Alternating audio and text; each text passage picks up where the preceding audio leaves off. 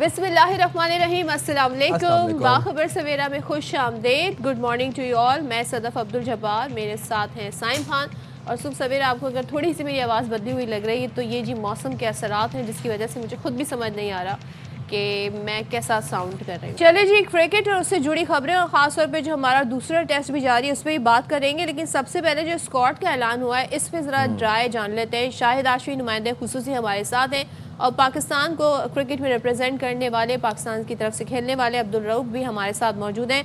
बहुत शुक्रिया आप दोनों का। रऊफ, आपकी इजाज़त से मैं शाहिद साहब से आगाज़ करना चाहूँगी। शाहिद साहब बताइएगा, जो स्क्वाड का ऐलान हुआ है सरप्राइजिंगली बाबर आजम को T20 स्क्वाड में शामिल किया गया है, तो ये आपके लिए खबर पहले से थी आपके पास या आपके लिए भी एज ए सरप्राइज आई है?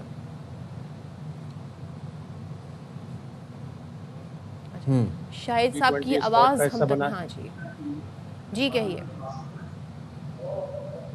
ये एक हफ्ते से ये खबर चल रही थी कि पाकिस्तान बाबर आजम को लाने पर गौर कर रहा है। फिर सिलेक्शन कमेटी ने माइक हैसन से मुशावरत के बाद ये फैसला किया है कि पाकिस्तान को एक ऐसे बैट्समैन की ज़रूरत है जो लंबी इनिंग्स खेले। एक साल बाद उनकी टीम में वापसी हुई है। दिसंबर 2024 में वो जनूबी अफ्रीका के खिलाफ आखिरी बार T20 स्क्वाड का हिस्सा बने थे। उसके बाद से वो अब वापस आए। रिजवान अलबत्ता T20 स्क्वाड में जगह नहीं पा सके, लेकिन वो वनडे स्क्वाड का हिस्सा हैं। और एशिया कप की टीम से हारिस रऊफ, फ़खर, मोहम्मद हारिस और सुफियान मुकीम, ये तीन ड्रॉप हो गए। तो व्हाई नॉट रिजवान? T20 में उनका कमबैक क्यों नहीं हुआ? उनसे तो कैप्टंसी भी ले ली वनडे की, तो रिजवान के साथ इतने सारे सेटबैक क्यों? लग रहा है एक एक करके वापस लाएंगे। और ये हम बहुत अरसे से कह रहे हैं कि आखिर में यही होगा कि T20 वर्ल्ड कप से पहले हम सारी ट्राइयां मार लेंगे, सारे नए प्लेयर आजमा लेंगे और फिर आखिर में T20 वर्ल्ड कप में बाबर आजम और रिजवान को लाना पड़ेगा। जिस बात पे माइक हैसन ने कहा था कि बाबर आजम का स्ट्राइक रेट स्लो है, वो स्पिनर्स के खिलाफ थोड़ा वीक है, तो उसमें इम्प्रूवमेंट कहाँ आई है?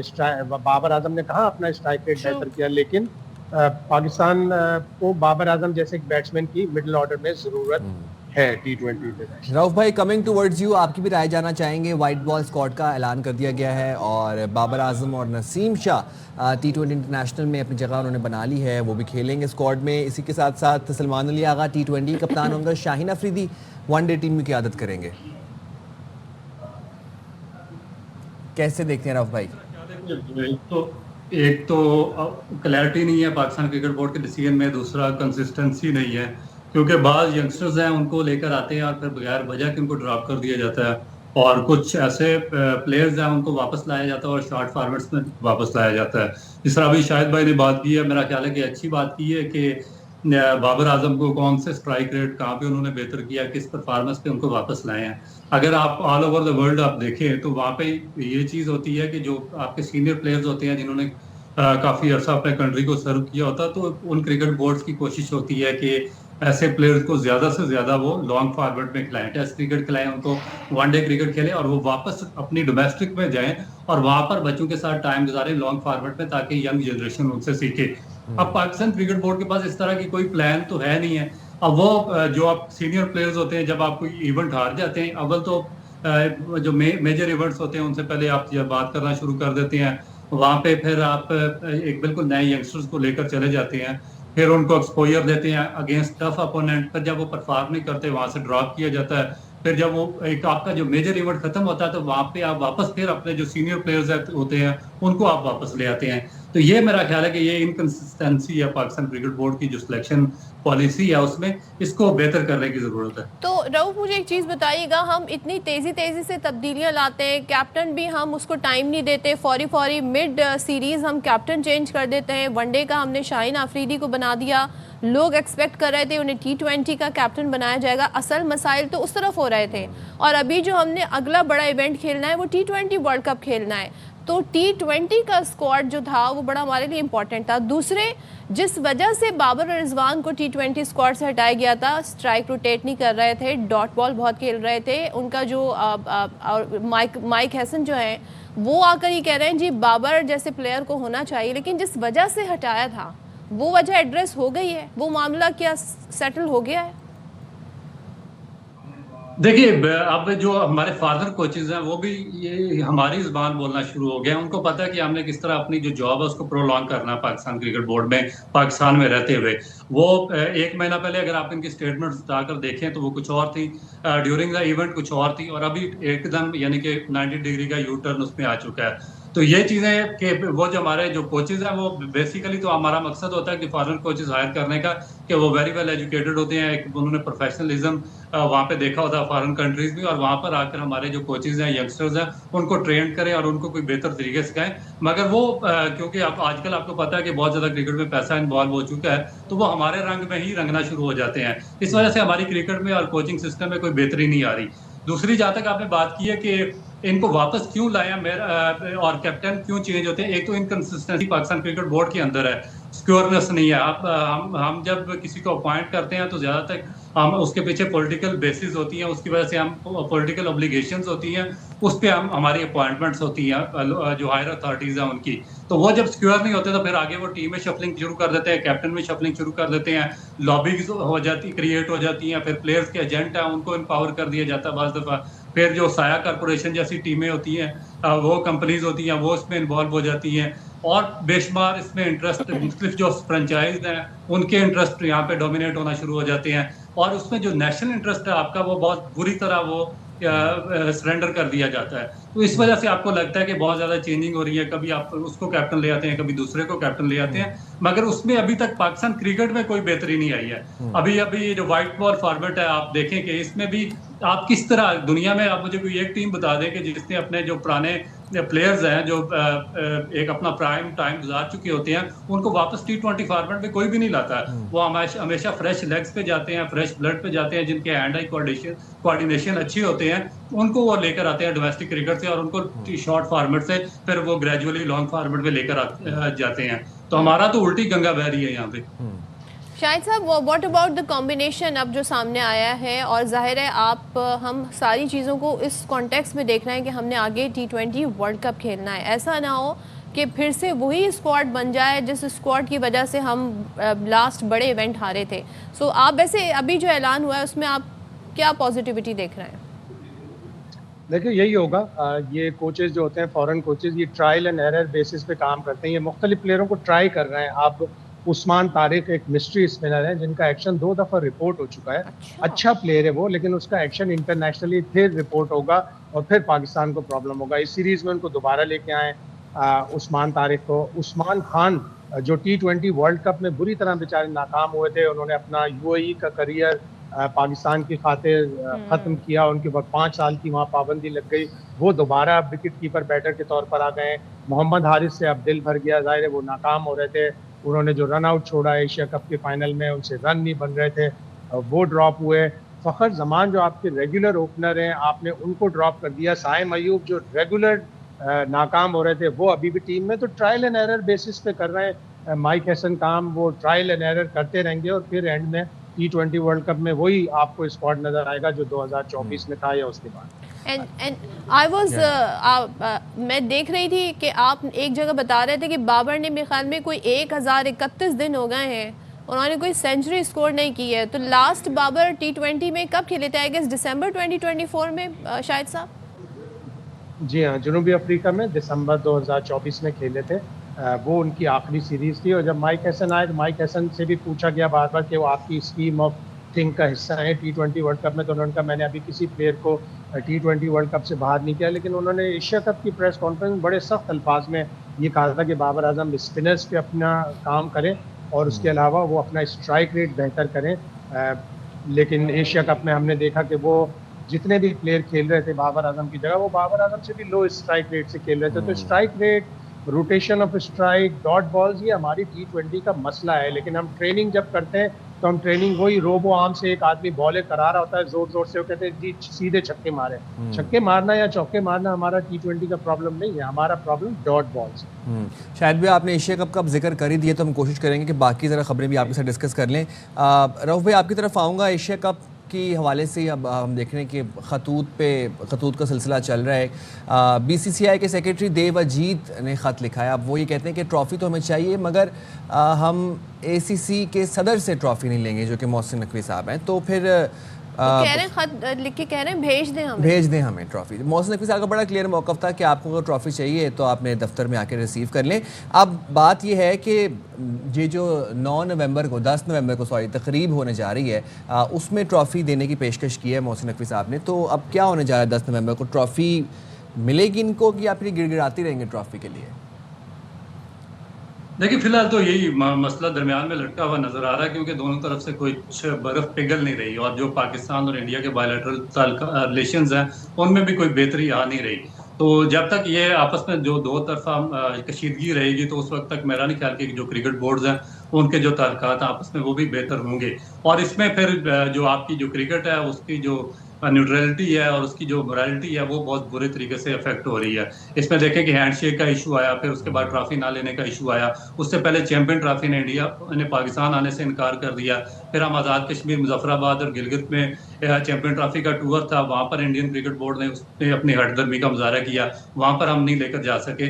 तो ये इश्यूज मेरा ख्याल है कि जब तक आपस में ये बर्फ पिघलती नहीं है ताल्लुकात में, उस वक्त तक ये चलते रहेंगे। और उसमें आप देखें इंटरनेशनल क्रिकेट काउंसिल क्योंकि एक न्यूट्रल बॉडी है और उसको इस चीज़ पे करना चाहिए कि जो क्रिकेट है उसकी जो स्पिरिट ऑफ द गेम है वो मजरू ना हो और उसको बेहतर तरीके से दोनों ममालिक के दरमियान बैठकर उस सिस्टम को हल करवाया जाए। बिल्कुल, अच्छा मौका भी था भारत के पास। चलें जी, आ जाते हैं हम ज़रा टेस्ट मैच जो हो रहा है उसकी तरफ। और मैं हैरान हूँ कि जो इनके टेल एंडर्स हैं साउथ अफ्रीका के, आज मैच का चौथा दिन है एंड मे भी आज आखिरी दिन भी हो सकता है। उन्होंने नाकाबिले कहते हैं ना नाकाबिले फ़हम उन्होंने परफॉर्मेंस दिया और पाकिस्तान के लिए मैच अब बहुत मुश्किल बना दिया है। सो कहाँ पे क्या ऐसा हुआ?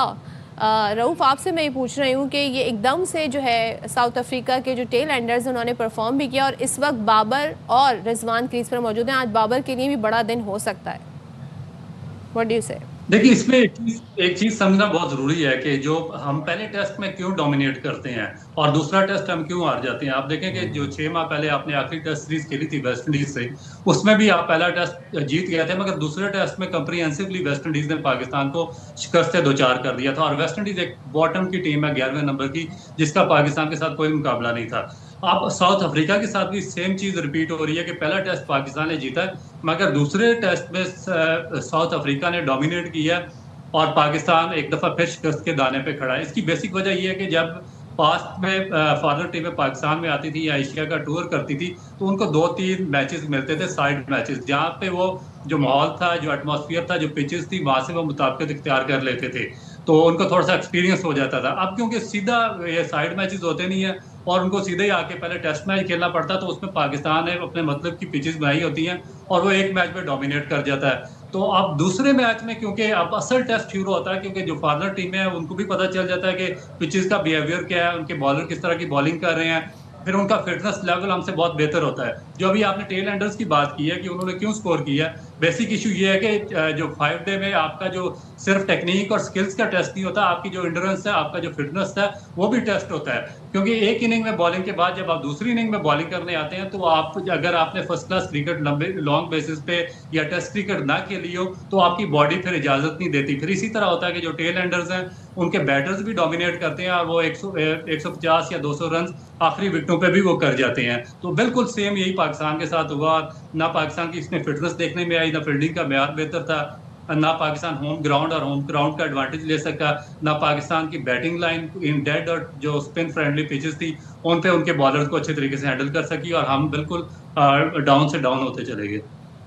अच्छा शाहिद भाई, कल हम देख रहे थे कि जब रबाडा आए पिच के ऊपर, उसके बाद फिर वो क्या स्कोर करने लगे और उसके बाद हमने देखा कि बिल्कुल ऐसे ही फील हो रहा था कि जैसे साउथ अफ्रीका अपने होम ग्राउंड में खेल रही है और हम जो हैं वो मेहमान टीम है। अब आज क्या देख रहे हैं आप, किस तरफ पासा पलटते देख रहे हैं? देखिए कल जो मेरे हिसाब से पाकिस्तान से गलती हुई, पाकिस्तान ने जो दूसरी नई गेंद दी वो बड़ी गलती थी। 221 पर जनूबी अफ्रीका के 7 खिलाड़ी आउट हो चुके थे। 5वीं विकेट जो 7वां आउट हुआ वो 5वीं विकेट थी आसिफ आफरीदी की। वहाँ पे नई गेंद नहीं लेनी चाहिए थी। नई गेंद से 39.4 ओवर में 183 रन बन गए, जो बहुत बड़ा मजबूआ है। यकीनन कुछ सोच के लिए होगी कि जी नई गेंद होगी, टेल एंडर्स हैं, इनको आउट कर लें, लेकिन अगर आपने होमवर्क किया होता तो आपको पता होता कि सेलूरन मुत्थुसामी जो हैं, जिन्होंने 89 रन बनाए, वो ओपन करते थे अपनी टीम की तरफ से। उनको नई बॉल खेलने का बड़ा तजर्बा है। फर्स्ट क्लास क्रिकेट में उनकी 9 सेंचुरियां हैं। वो मुस्तनद ऑलराउंडर हैं। उन्होंने जिस तरह बैटिंग की, फिर जिस तरह रबाडा ने बैटिंग की, तो मैच पाकिस्तान से ऑलमोस्ट छीन के ले गए। अब जो है पाकिस्तान को बाबर आजम से, रिजवान से उम्मीदें हैं। 2021 में इसी तरह का टेस्ट मैच पिंडी में रिजवान ने सेंचुरी बनाई और फिर हसन अली ने 5 विकेटें ली। मैच में उन्होंने 10 विकेटें ली और पाकिस्तान वो टेस्ट मैच जीता। तो अच्छी टीमों का ये एक इम्तिहान होता है कि वो मुश्किल हालात में जाकर 71 रन की लीड कंसीड कर भी टेस्ट मैच या तो बचाएं या टेस्ट मैच जीतें। बचाना इसलिए थोड़ा सा मुश्किल है कि अभी 2 दिन बाकी हैं पूरे, और जीतना इसलिए ज़्यादा बेहतर होगा कि आप 200 सवा 200 रन की लीड लें और फिर उनको आउट। बिल्कुल, और पाकिस्तान जैसी अच्छी टीम का इम्तिहान जब होता है तो उसके साथ साथ उनके फैंस का भी बड़ा इम्तिहान होता है। शाहिद साहब मुझे बताइएगा, एक मौके पर, अब कल तो सिचुएशन ऐसी हो गई थी, हम तो बड़े खुश थे कि जब जनूबी साउथ अफ्रीका के 7 खिलाड़ी आउट हो गए थे और विकेट स्पिनर को मदद दे रही थी, लेकिन फिर शान मसूद ने नई बॉल ले ली। आपके ख्याल में ये फैसला गलत था या ये फैसला बहुत महंगा साबित हुआ? कैसे देखते हैं इस डिसीजन को? गलत तो साबित होता है जब आप एक दफ़ा आपने डिसीजन ले लिया, आपने सोचा शाहिद शाह अफरीदी को थोड़ी स्विंग मिलेगी, वो यॉर्कर करेंगे, जल्दी आउट कर लेंगे।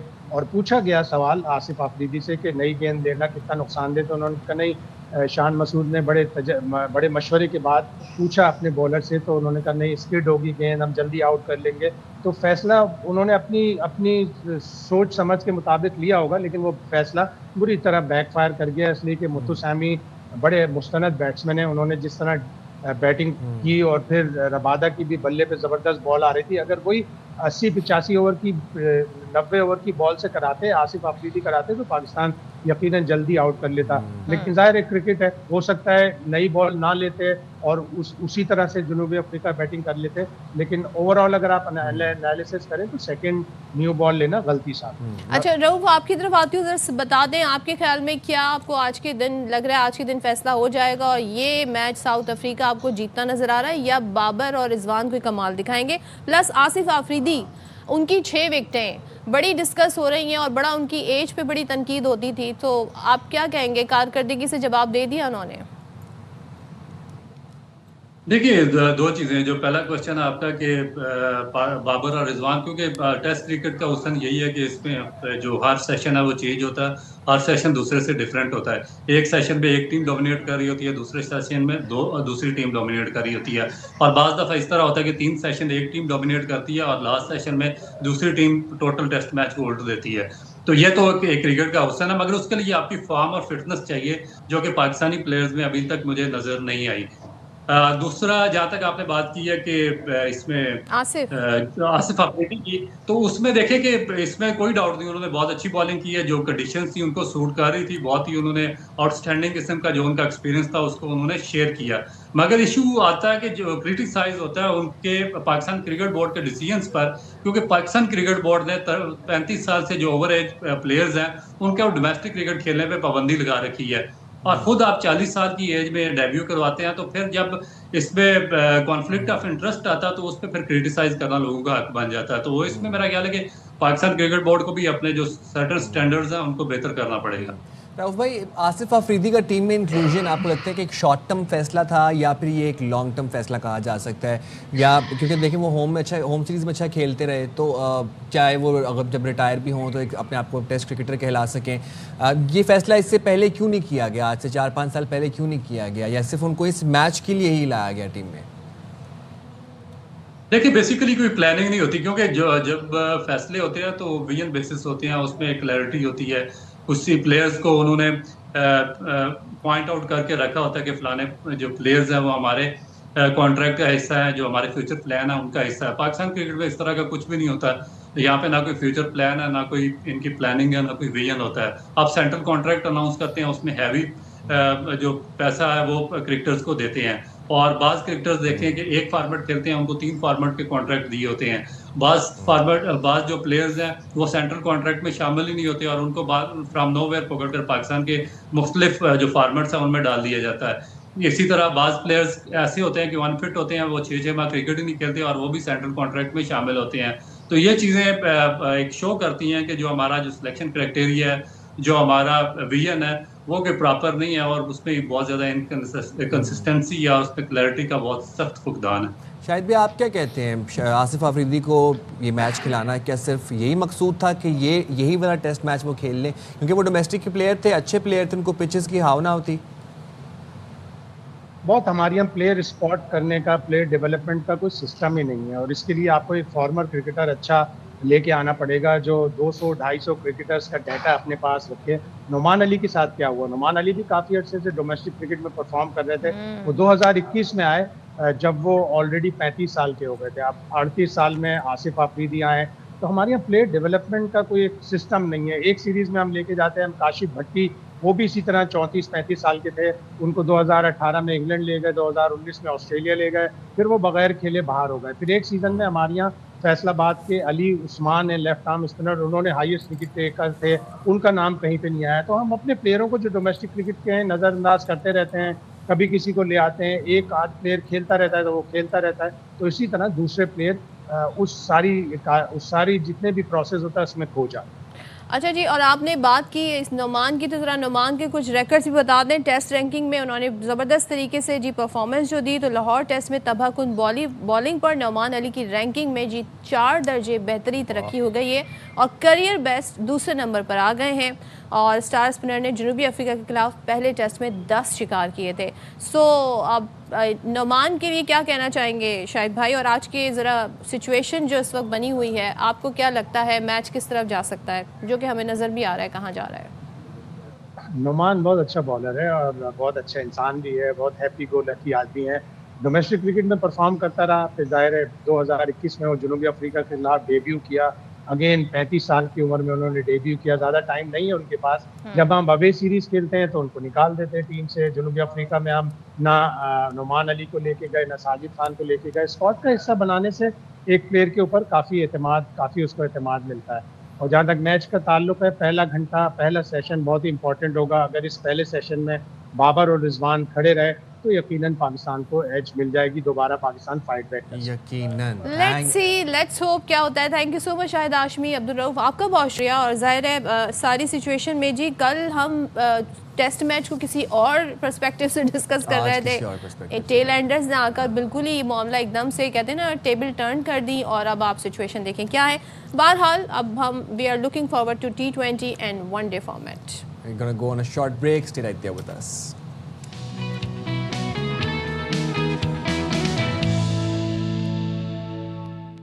वेलकम बैक जनाब। और अच्छा, जरा कॉफी की बात कर लें। कॉफी की बात कर लेते हैं। How is the coffee? Coffee is good, लेकिन As coffee long as it's को in the cup, it's अगर good. कप में आप रखेंगे तो ठीक है, और अगर आप इसको डस्टबिन में डिस्पोज ऑफ करेंगे जो तरीका है तो ठीक है, नहीं तो अगर आपने इसे गटर में डाल दिया, सोचें लोग कहते हैं ये गटर है, कुछ भी डाल दो, गटर में डाल दें डाल दिया, ऐसे तो चले सड़क पर जुर्माना हो जाता है।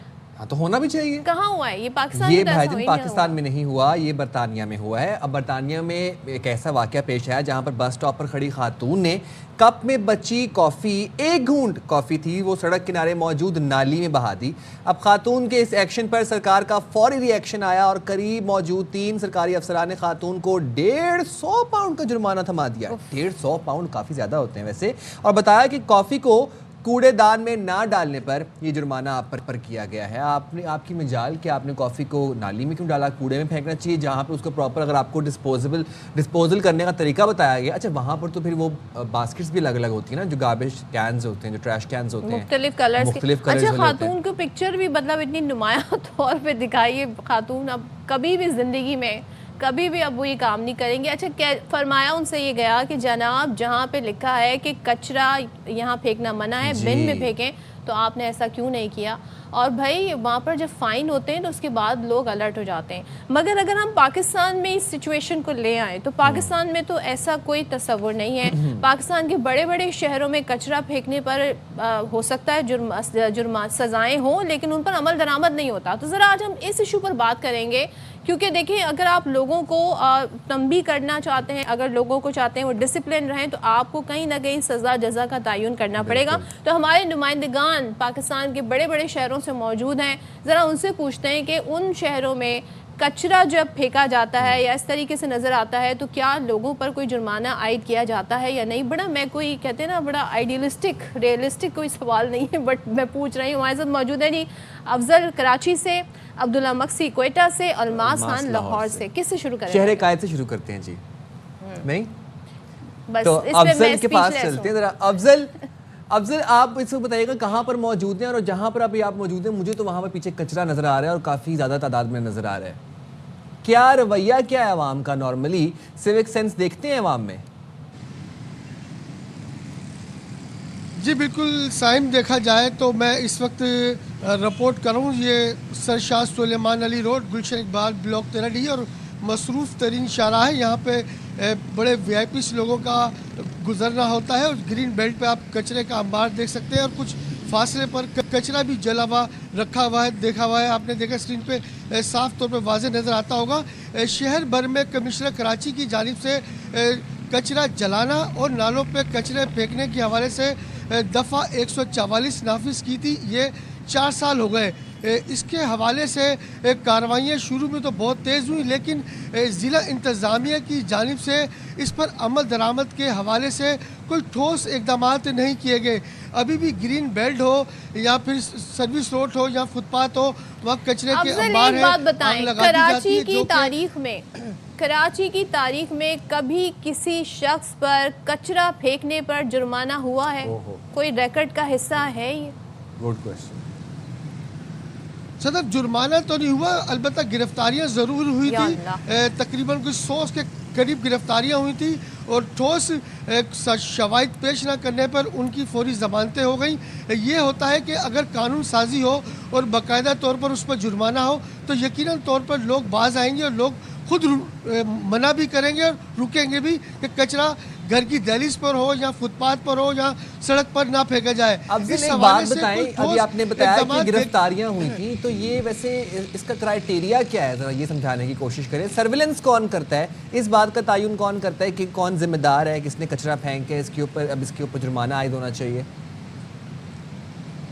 साहब ये तयन करता है असिस्टेंट कमिश्नर, क्योंकि ज़िला इंतज़ामिया की जिम्मेदारी होती है लॉ एंड ऑर्डर की सूरत हाल और कानूनी जो भी मामला होते हैं वो असिस्टेंट कमिश्नर जो है उसको लेके चलता है। उस हवाले से उनका काम होता है कि कानूनी कार्रवाई के हवाले से जो deputy commissioner Karachi deputy commissioner को हिदायत देते हैं और डिप्टी कमिश्नर अपनी टीम को हिदायत देते हैं और असिस्टेंट कमिश्नर मुख्तार कार और दीगर जो टीम है वो मुख्तलिफ इदारे मुतारिक होते हैं सड़क गली मोहल्लों में। और ये तमाम तर जो जिम्मेदारी होती है सेंट सॉलिड वेस्ट की होती है। सेंट सॉलिड वेस्ट का अमला जो है निशानदेही करता है, क्योंकि वो गली मोहल्ले में मौजूद होता है।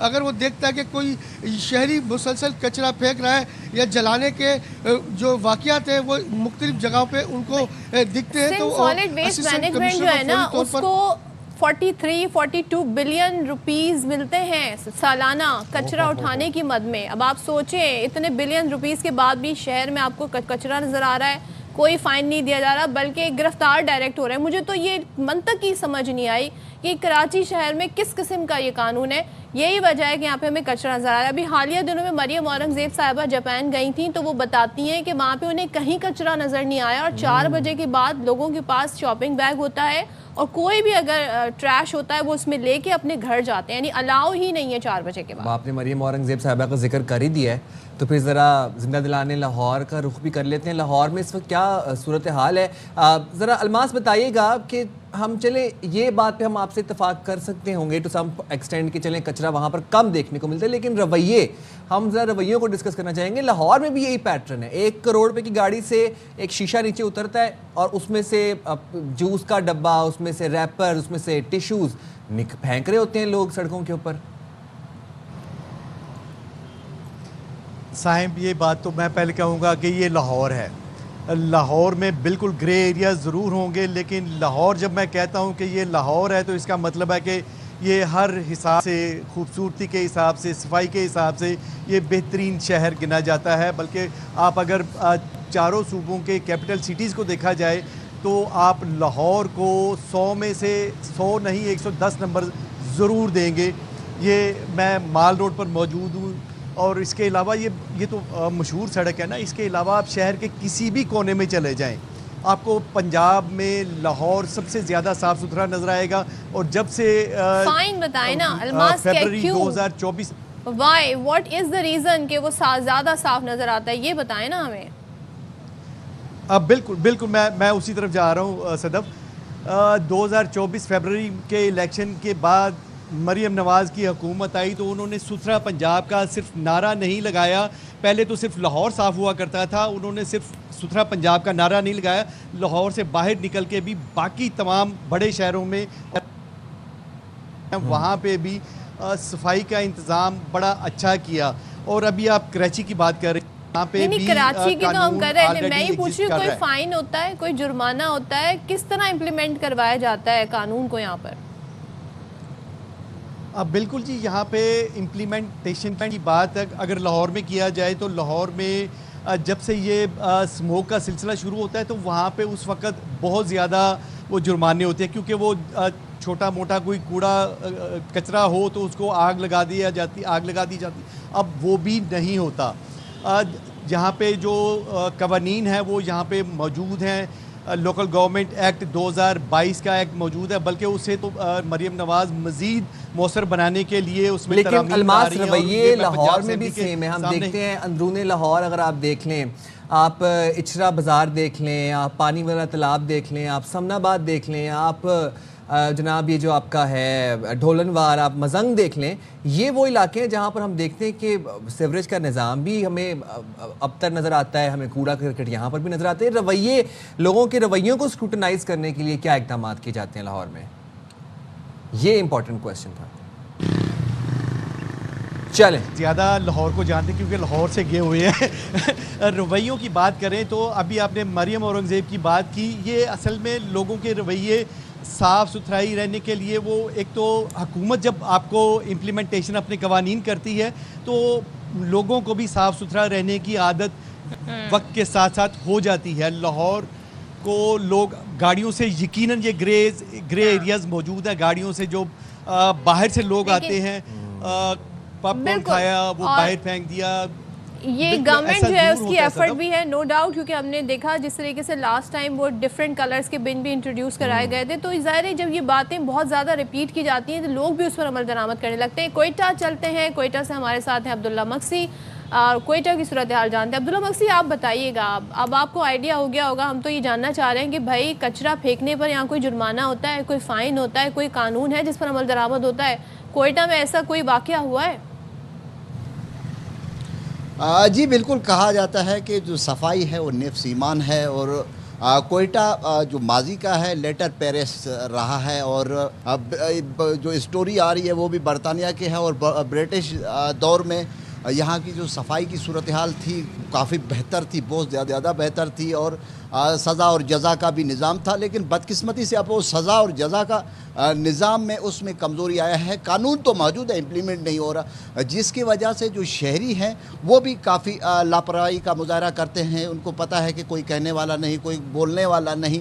तो यही शहरी अगर आउट ऑफ कंट्री जाए, बाहर ममालिक में जाए, वहाँ पे तो उनको तमाम कानून फॉलो करने पड़ते हैं। जब अपने मुल्क में आते हैं तो वो सारे चीज़ें भूल जाते हैं। ये एक उनका मनफी एक जहन अब सोच है। और ये है कि दूसरी जानिब अगर इन शहरियों को, सिर्फ हुकूमत को तो हम ब्लेम करते हैं कि हुकूमत ही गलत करती है, हुकूमत की अपनी जगह पे, लेकिन शहरियों को भी इस हवाले से थोड़ी सी अपनी ज़िम्मेदारियों का एहसास होनी चाहिए। अपने मोहल्ले को और अपने रोडों को, सड़कों को साफ़ रखने के लिए उनका भी अहम किरदार होता है, लेकिन बदकिस्मती से यहाँ पे वो चीज़ें नज़र नहीं आता है। हम उन चीज़ों को अवॉइड कर देते हैं, हवा में उड़ा देते हैं। तो इस तरह नहीं होना चाहिए कि शहरियों को भी इस हवाले से मौसर किरदार अदा करना चाहिए अपने इस हवाले से। दूसरी जाने मैं आपको बताऊं कि कोयटा शहर में इस टाइम जो सूरत हाल ये है कि पहले जो सफाई की सूरत हाल थी वो मेट्रोपॉलिटन के अंडर थी, लेकिन अब मेट्रोपॉलिटन ने प्राइवेट सेक्टर को शिफ्ट कर दिया, जिसके बायस जो सफाई की सूरत हाल है शहर में कदरे बेहतर नज़र आती है। जो काम करने वाले हैं, जो लगे हुए हैं, सफाई झाड़ू पोछा करने वाले लोग लगे हुए हैं, तो यकीनन काफ़ी बेहतर हुई है शहर की सूरत हाल। तो इस हवाले से मैं आपको बताऊं कि सिर्फ हुकूमत को ब्लेम देना, हुकूमत को कहना कि हुकूमत ने सब कुछ करना है, तो हम क्या कर रहे हैं? हमें भी अपने शहर को, अपने गलियों को, कूचों को साफ़ रखना चाहिए, ताकि जो सफाई है उसका निज़ाम बेहतर होना चाहिए। और जब तक जज़ा और सज़ा का निज़ाम नहीं आएगा और जो इम्प्लीमेंट नहीं होगा। कानून तो मौजूद है, इम्प्लीमेंट नहीं होता।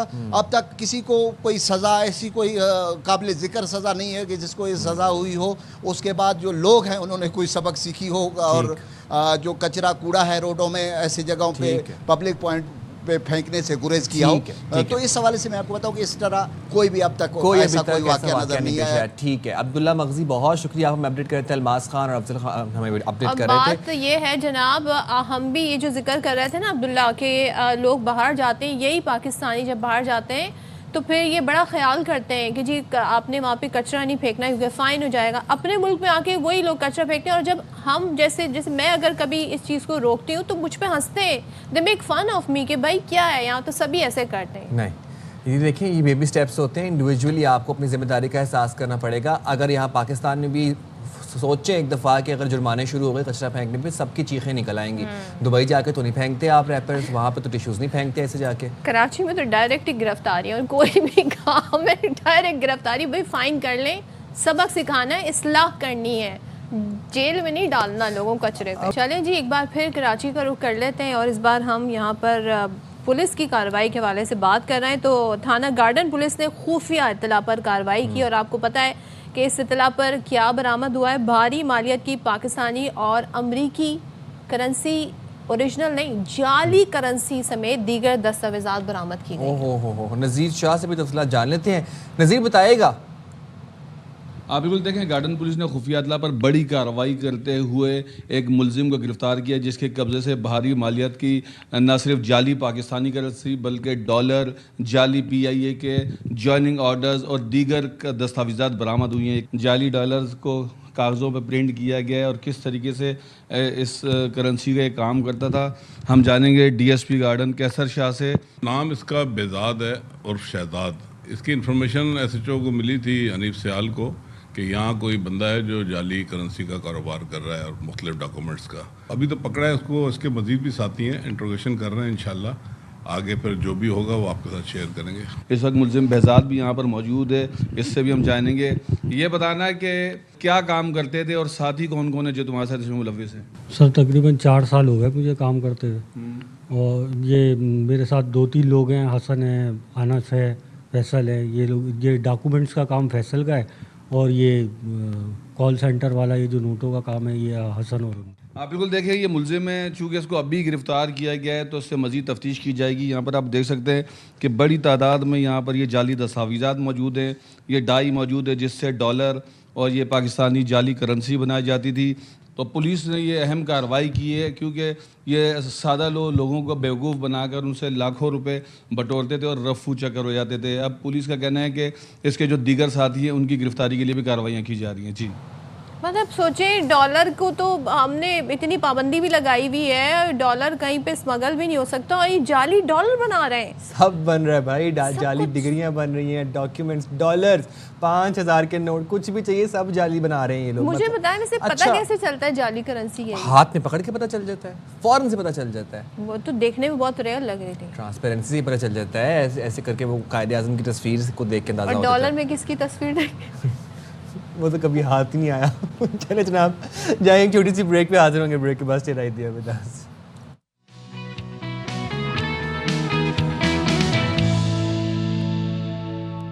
बहुत हो गई ज़मीन पे बातें, दुनिया की बातें, छोड़े इस दुनिया को, मार्फत की बातें करते चलते हैं जी खला में। और आपको लिए चलते खला। आजकल वैसे नासा से और पाकिस्तानी जो आप सोच लेना इस हवाले से जो पाकिस्तान का कंट्रीब्यूशन है वो बहुत ज़्यादा अच्छी तादाद में सामने आई एम वेरी सरप्राइज्ड। आज हमारे नौजवान जो हैं वो एरोस्पेस में बड़े इंटरेस्टेड होते जा रहे हैं। इसी तरह पाकिस्तानी जहानत एक मरतबा फिर आलमी सतह पर हम देख रहे हैं कि छा गई है। पाकिस्तानी इंजीनियर यासिर तुफैल नासा के मशहूर तरीन मनसूबे जेम्स वेब स्पेस टेलीस्कोप में अहम तकनीकी काम कर चुके हैं। अब इस दूरबीन को दुनिया की सबसे ताकतवर आंख कहा जाता है और ये कामयाबी ना सिर्फ पाकिस्तान के लिए काबिल फ़ख्र है बल्कि नौजवानों के लिए हौसला अफजा मिसाल भी है। अच्छा, ये सिर्फ इसी प्रोजेक्ट पे नहीं और भी दीगर जो प्रोजेक्ट है नासा के उस पर काम कर रहे हैं। उनके छोटे भाई अयाज तुफैल भी नासा में काम कर रहे हैं माशाल्लाह। तो चले बात कर लेते हैं इंजीनियर यासिर तुफैल आज़ाद हैं। Yasir, thank you so much. बड़ी खुशी होती है हमें जब पाकिस्तानी इस तरीके से हम देखते हैं बड़े बड़े प्रोजेक्ट पे काम कर रहे हैं। आप बताइएगा आपके सफ़र कैसे शुरू हुआ और यहाँ तक कैसे पहुँचे? Well, thank you so much. First of all, thank you so much for having me. वैसे तो मेरा ताल्लुक गुजरात से एक छोटे से कस्बा है वहाँ से है, कड़ियांवाला उसका नाम है। और जो मैंने अपनी इब्तदाई तालीम थी वो मैंने वहाँ गुजरात से ही हासिल की। फिर उसके बाद मैं और मेरी फैमिली जो है वो 2001 में हम लोग यूएस शिफ्ट हो गए। और उसके बाद मैंने अपनी हाई स्कूल और यूनिवर्सिटी की जो एजुकेशन थी मैंने वहाँ से की।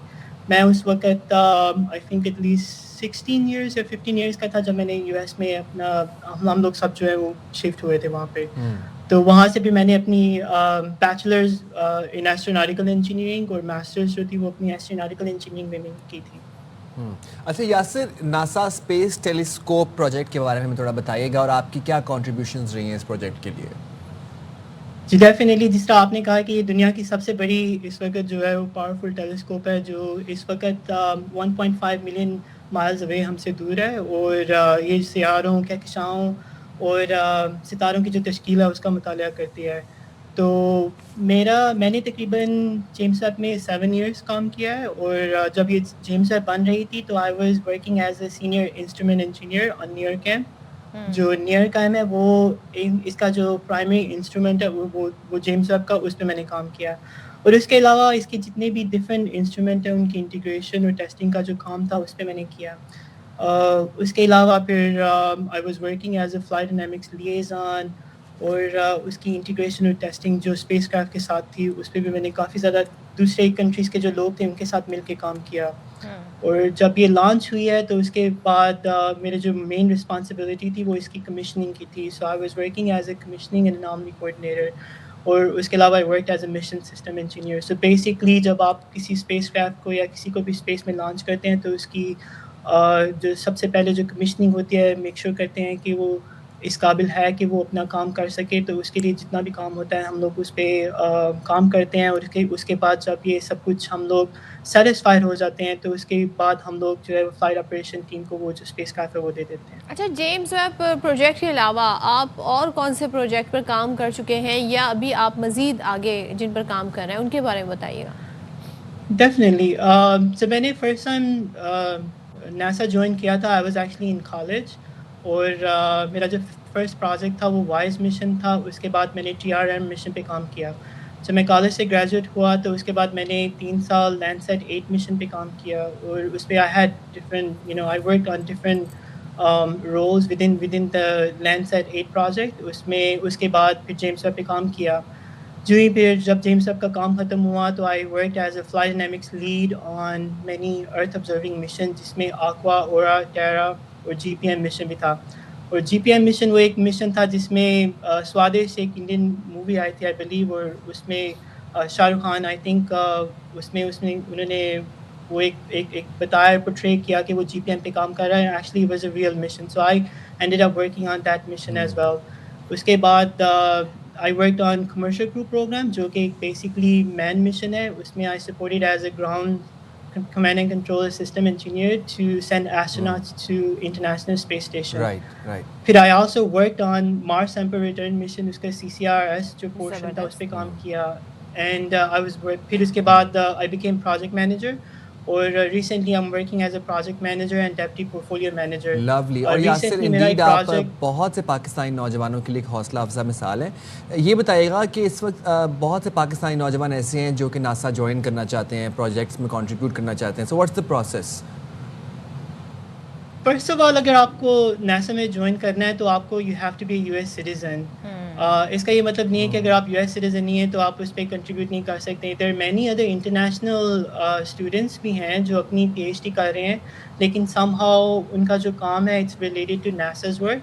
तो अगर जो नौजवान हैं उनके पास अगर कोई ऐसी अगर वो रिसर्च करते हैं जो कि अलाइंस विद नासा's रिसर्च तो there are many opportunities for international students के वो उस प्रोजेक्ट पे आके काम भी कर सकते हैं। So for instance I am working on project call tigris जो कि इंटरनेशनल स्पेस स्टेशन पे जाएगा। उसमें काफ़ी ज़्यादा यूनिवर्सिटीज़ के स्टूडेंट्स और प्रोफेसर्स इन्वॉल्व हैं और इंटरनेशनल स्टूडेंट्स भी हैं। तो there are many other opportunities. अगर आप स्टूडेंट्स के उस चीज़ अलावा पे कोई एंकर अगर वॉलंटरली ज्वाइन करना चाहे तो उसके लिए कोई स्कोप है? ये मैंने अपने लिए सवाल पूछा है आपसे। बिलीव इट और नॉट, नासा की कम्युनिकेशन टीम भी है जिसमें काफ़ी ज़्यादा जो लोग हैं वो इस तरह का काम भी करते हैं। Then afterwards they go into different media outlets as well. Lovely. Thank you very Thank you much so Yasir much. Nice Tufail for talking to joining you. बाखबर सरा। और जनाब मैं मुझे तो भी जा रही हूँ खला में। और मुझे भी वो दूरबीन चाहिए, मैंने सैयारा देखना है, बदला हुआ है आजकल। जाएंगे छोटी सी ब्रेक पे, हाजिर होंगे ब्रेक के बाद। स्टे राइट देयर विद अस।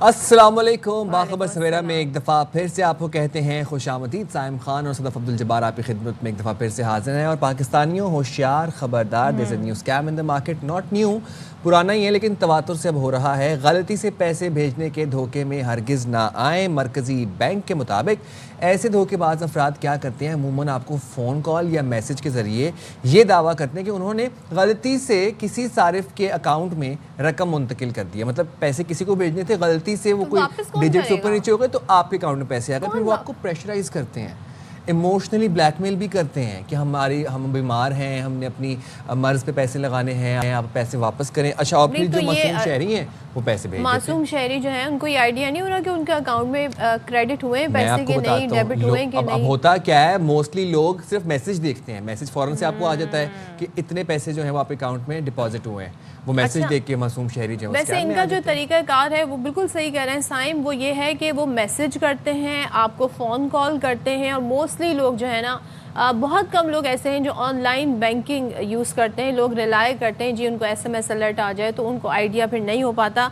अच्छा जी, अब क्या मुतासर शख्स पर जैसे साइम बताए थे दबाव डालते हैं और उसके बाद वो कहते हैं जी फौरी वापस करें। तो अब ये जो तंबी आपको आई है, जो खबरदार आपको किया जा रहा है, वो स्टेट बैंक की तरफ से किया जा रहा है। तो सोचेंगे कितनी सीरियस ये बात है। स्टेट बैंक ने शहरियों को अब हिदायत कर दी है कि अगर किसी नामालूम शख्स की रकम आपके अकाउंट में आ जाए, हो सकता है अकाउंट में रकम आ भी जाए, तो रकम खुद वापस ना करें बल्कि फ़ौरन ऐसी सूरत में सबसे पहले अकाउंट की ट्रांजैक्शन चेक करें और फिर PTA को, और नंबर भी इन्होंने दिया हुआ है जी 080025 पर इत्तला दें।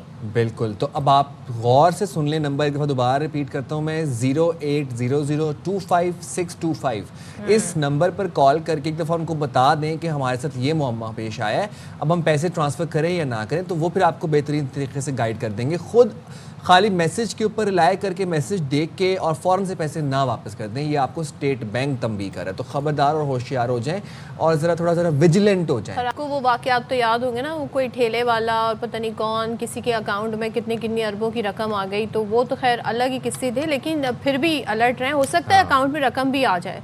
तो उस पर किसी के पैसे हड़प नहीं करने चाहिए। टू बी ऑनेस्ट, ईमानदारी से रहें तो ज़िंदगी में स्कैम से भी आप बचते रहेंगे। क्या बात है। अच्छा जनाब, moving forward we have a story from Rawalpindi से जो स्टोरी देने है वाली। वो बड़ी दिल दहला देने वाली है, इस सेंस में कि हम आज भी इस तरह के जब मनाजिर देखते हैं तो बड़ी हैरत होती है। और ये सब हुआ थाना सिटी की हदूद में, रावलपिंडी के शहरी पर जी तशद्दुद हुआ। और उसकी फुटेज जब मंजर आम पर आई तो जो मनाजिर लोगों ने देखे वो एक्सप्लेन हम करें तो बड़ा मुश्किल हो जाएगा, और ज़ाहिर ब्लर करके हम आपको इस वक्त ये मनाजिर दिखाना है। फुटेज में ये देखा जा सकता है कि 8 से 10 अफराद हैं, एक शहरी पर बदतरीन तशद्दुद कर रहे हैं, उसको उन्होंने जंजीरों से भी बांधा हुआ है। और मैं सदफ हैरान हूँ, मैंने ये पूरी फुटेज देखी, मुझे हैरानगी इस बात पे है कि पंजाब में जहाँ पर डाला कल्चर के ख़िलाफ़ क्रैकडाउन हो रहा है, जहाँ पर बदमाशी के ख़िलाफ़ क्रैकडाउन हो रहा है, जहाँ पर गैर कानूनी असलहा भी अगर है तो उसके ख़िलाफ़ भी क्रैकडाउन हो रहा है, लाइसेंस जारी नहीं हो रहे, CCD इतनी एक्टिव है, इस सब के होने के बावजूद इतने बहीमाना तशद्दुद का निशाना बनाया गया एक आम शहरी को, और वो भी एक पूरे जत्थे ने डंडों से और उसके बाद असलहा हाथ में पकड़ के और सड़क पे, मतलब गली के अंदर पूरे मोहल्ले के सामने इस तरह बहीमान। अच्छा, ये कौन है, क्या वाकया है, इसके पीछे क्या पूरा कॉन्टेक्स्ट है, इस पर बात कर लेते हैं। हमारे नुमाइंद बाबर मलिक हमारे साथ हैं। बाबर, ज़रा बताइएगा ये कौन लोग हैं, क्यों ये वाकया पेश आया है, क्या डिटेल्स पुलिस दे रही है? जी बहुत शुक्रिया। ये इंतहाई अफसोसनाक वाक़या थाना सिटी का इलाका है, ये ग्वाल मंडी और बड़ा कारोबारी मरकज़ है ये। बिल्कुल मैं उस इलाके में ग्वाल मंडी में मौजूद हूँ। मेरे वो इलाका है जहाँ पे उस बिल्कुल पीछे वो गली है जहाँ पे इस शहरी हारिस को घर से निकाल कर भरना करके जंजीरों से बांध कर बदतरीन वहशियाना तशद्दुद का निशाना बनाया गया और फिर खौफ व हरास फैलाया गया। जो मुल्ज़मान इस शहरी को तशद्दुद का, हारिस को तशद्दुद का निशाना बना रहे थे, वो साथ साथ अहले मोहल्ला को भी धमका रहे थे कि खबरदार, पुलिस को किसी ने बनाया या वीडियो बनाने की कोशिश की। ताहम तशद्दुद बनाने के बाद जब इसकी हालत गैर हुई तो इसके ख़िलाफ़ एक दरख्वास्त दी गई। पुलिस का एक मुबैना एहलकार इनके साथ सहूलतकार के तौर पर यहाँ शामिल था, थाना सिटी में दी कि इसने हमारी लड़की को छेड़ा। उस दरख्वास्त के एवज़ इन्होंने सुलहनामा करवा के इसको फारिग कर दिया और इसको तिब्बी इमदाद तक नहीं लेने दी गई। ये मामला दबा दिया इन शफाक मुल्ज़मान की जानिब से, बासर मुल्ज़मान की जानिब से। लेकिन जब ये वीडियो मंजर आम पर आई तो पुलिस के ऑफिसर्स के खुद दिल दहक गए और ये फैसला किया गया कि इसके ऊपर कार्रवाई की गई। एयरवाई न्यूज़ ने जब ये खबर नशर की तो इसके ऊपर वज़ीर आला पंजाब मरीम नवाज शरीफ का नोटिस हुआ, फिर IG पंजाब को कहा गया, RPO रावलपिंडी बाबर सरफराज अल्पा की जानिब से CPO से रिपोर्ट तलब की गई, मुल्ज़मान की गिरफ्तारी की हदायत जारी हुई। वाक़या कुछ इस तरह है कि ये हारिस नामी शहरी जहाँ इस इलाके में मुकीम है, यहाँ पे 5-6 गोदाम है, जहाँ इन गोदामों में सुबह या रात के वक्त इसके मुताबिक गैर अखलाकी गैर कानूनी सरगर्मियाँ थी, बच्चे पढ़ते थे और उन्होंने इसको मना किया।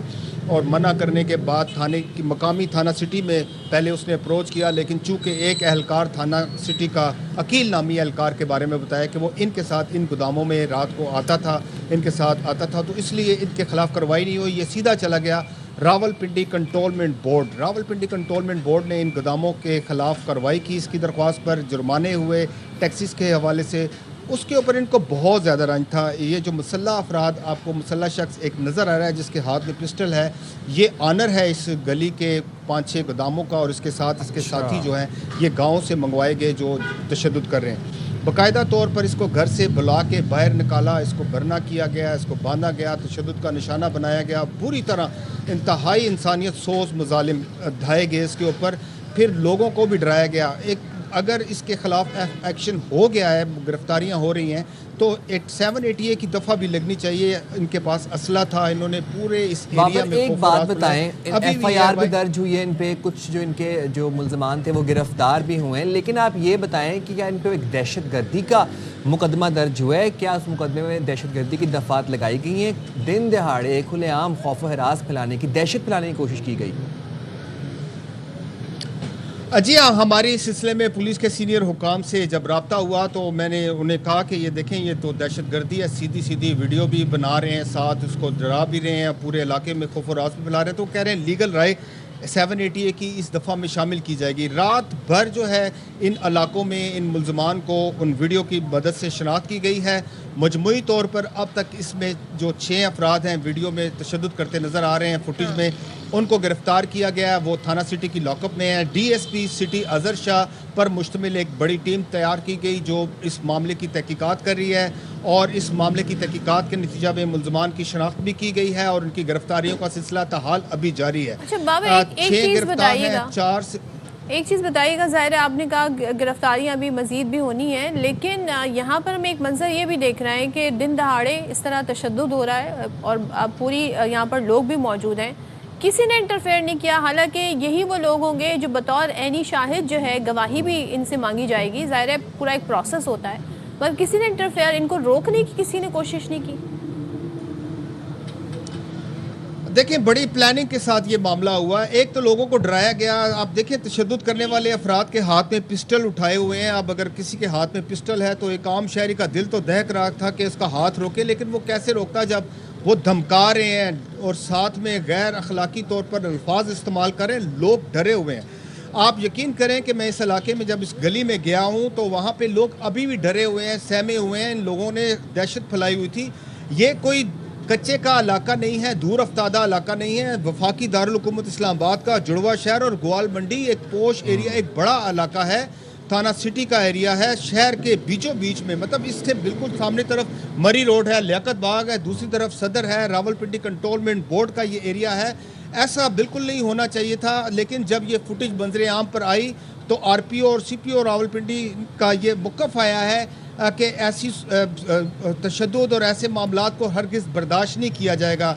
कहा यह भी जा रहा है, बताया यह भी जा रहा है कि CCD को भी तहकीकात के लिए कहा गया है कि क्योंकि इन्होंने दहशत फैलाई है और जो असला लेकर घूमने वाले अफराद हैं या दहशत फैलाने वाले अफराद हैं वो CTD के जो है उस रडार में आते हैं, उनके खिलाफ वो। लेकिन अफसोस का मकाम यह है कि अगर ये वाक़या हो गया तो मकामी पुलिस ने इसकी छानबीन करने की बजाय जो एक दरख्वास्त आई थी कि इसके खिलाफ ये हमने इसको मार दिया, अब इसको डरा धमका के इसको थाने से ही फारग करवा के सुलहनामा, उसकी तहकीकात होनी चाहिए। उसकी तहकीकात होगी तो पर्दा नशीनों के मज़ीद नाम आएंगे सामने, क्योंकि पुष्ट पनाही हुई है तो ये मामला हुआ है। इतनी ज़्यादा दीदा दलेरी है कि पुलिस, मकामी लोग इसलिए डर रहे हैं कि इन लोगों के पुलिस में भी, पुलिस में मौजूद, सारी पुलिस को बिल्कुल नहीं कहते, एफिशिएंट पुलिस ऑफिसर हैं सारे हैं, लेकिन कुछ काली भेड़ें हर शोबे में होती हैं और उन काली भेड़ों ने इनकी सहूलतकारी की वजह से ये दीदा दलेर हुए। फिर मार पीट का ये वाक़या जो है होने के बाद भी वो घूमते रहे, डराते रहे, धमकाते रहे, लेकिन जब ये फुटेज मंजरे आम पर आई दिल दहलाने वाली, तो फिर पुलिस ऑफिसर्स, हुकूमत पंजाब मुतहरिक हुई और इनकी गिरफ्तारी के अहकाम जारी हुए।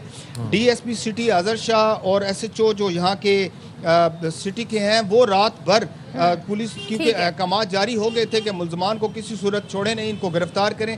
गिरफ्तारियां हो रही हैं, लेकिन इस वाक़े की तहकीकात कार्रवाई करनी चाहिए इनके खिलाफ। बहुत शुक्रिया बाबर मलिक, आप हमें अपडेट कर रहे थे अंतर वाक़े के ऊपर। और आप ये देखें, ये कोई इंसानी, मैं नहीं कहूँगा कि कोई इंसान ऐसा काम कर सकता है। इतनी दरिंदगी कि उस गली में रिहायशी हैं, वहाँ पर बच्चे भी देख रहे होंगे और बरहना करके इतना तशद्दुद का निशाना बनाया। सख्त कार्रवाई की जानी चाहिए। अब देखते हैं जी, इसमें मजीद फॉलोअप हम रखेंगे, क्या इस पर सूरत हाल डेवलप होती है। अच्छा जी, आ जाते हैं जी कराची के मसाइल एक बार फिर डिस्कस करते हैं। और यहाँ पर ट्रैफिक का बड़ा मसला है, लेकिन अब एक डिसीजन लिया गया है। वो डिसीजन ये है कि ट्रैफिक पुलिस कहती है जी कराची में हैवी ट्रैफिक की नकलो हरकत पर 2 माह के लिए पाबंदी लगा दी गई है और सिर्फ 3 मखसूस जो रास्ते हैं वो हैवी ट्रैफिक के लिए दस्तयाब होंगे।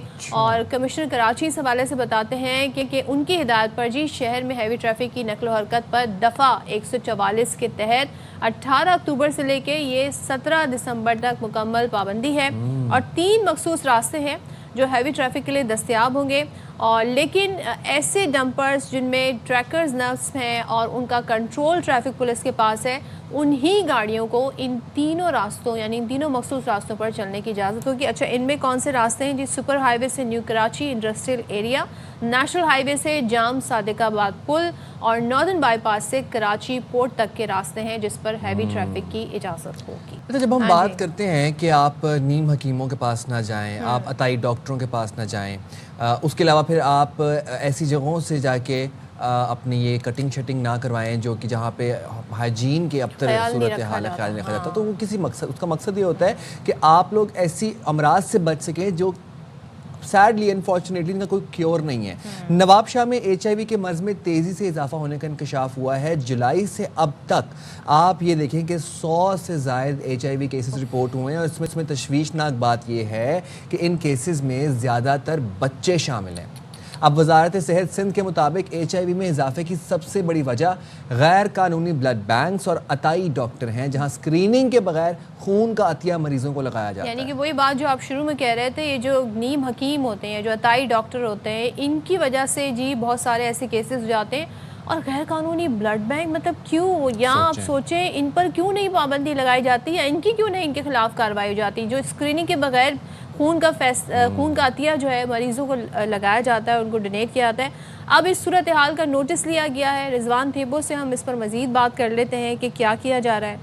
बताइएगा रिजवान थेबो। और नवाबशाह में अचानक एक तो केसेस में इजाफा, उसके बाद फैसला तो जो बाद में किया जाएगा, ये इसकी मेन वजूहात यही है जो अभी साइम और मैं डिस्कस कर रहे थे। जी बिल्कुल, ज़िला शहीद बेनज़ीर में बच्चों में HIV एड्स के मरीजों में तेज़ी से इजाफा हो रहा है। 3 माह के दौरान 100 से ज़ायद केसेस रिपोर्ट हुए हैं। आपको मैं बताता चलूँ कि इस सिलसिले में सूबाई वज़ीर सेहत डॉक्टर अज़रा फजल पेशो ने बढ़ते हुए मर्ज पर नोटिस लिया है। सूबाई वज़ीर सेहत के नोटिस के बाद ज़िले इंतज़ामिया जो है वो जाग उठी है और हरकत में आई है, जिस पर डिप्टी कमिश्नर शहीद बेनज़ीर आबाद अब्दुल समद निज़ामानी की सदारत में इजलास हुआ है। इजलास के में एड्स के मर्ज की रोकथाम के लिए इकदाम किए जा रहे हैं। इजलास में मुख्तलिफ महकमों की टीमें तश्कील दी गई हैं। इस सिलसिले में मेरी बात मुख्तलिफ महकमों के अफसरान से हुई है। DSO मुदस्सर अली का कहना है कि बढ़ती हुई वजह जो है वो गैर कानूनी ब्लड बैंक, कताई डॉक्टर्स हैं, जहाँ बगैर स्कैनिंग के मरीजों को खून अतिया लगाया जाता है।